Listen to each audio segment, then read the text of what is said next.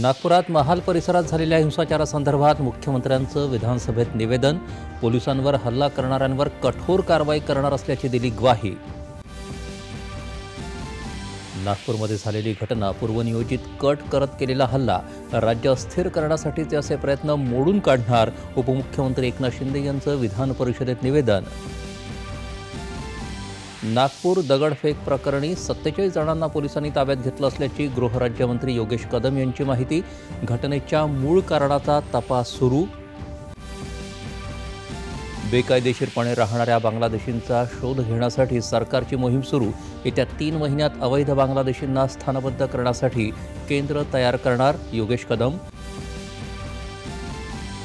कोणताही भेदभाव न करता प्रादेशिक समन्वयी पाणी वाटपासाठी समन्वयानं मार्ग काढण्याचं जलसंपदा मंत्री राधाकृष्ण विखे पाटील यांचं विधान परिषदेमध्ये आश्वासन.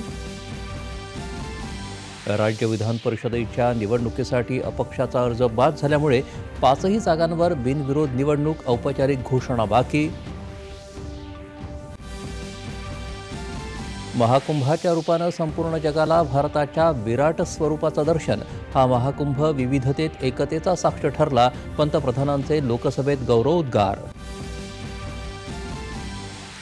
गेल्या 2 दशकात रेल्वे अपघातांचं प्रमाण 90% कमी झाल्याची रेल्वेमंत्री अश्विनी वैष्णव यांची लोकसभेत माहिती. सत्तेचं संतुलन राखण्यासाठी मजबूत आणि न्याय्य जागतिक व्यवस्थेची आवश्यकता परराष्ट्र मंत्री डॉक्टर एस जयशंकर यांनी रायसीना संवादात केली अधोरेखित.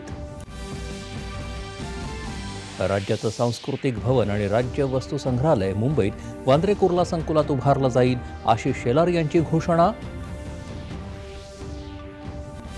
आणि अंतराळवीर सुनीता विल्यम्स पृथ्वीवर परतण्यासाठी कॅप्सूलमधून रवाना. उद्या पहाटे पृथ्वीवर परतण्याची अपेक्षा. पंतप्रधानांचं सुनीताला हृदयपत्र.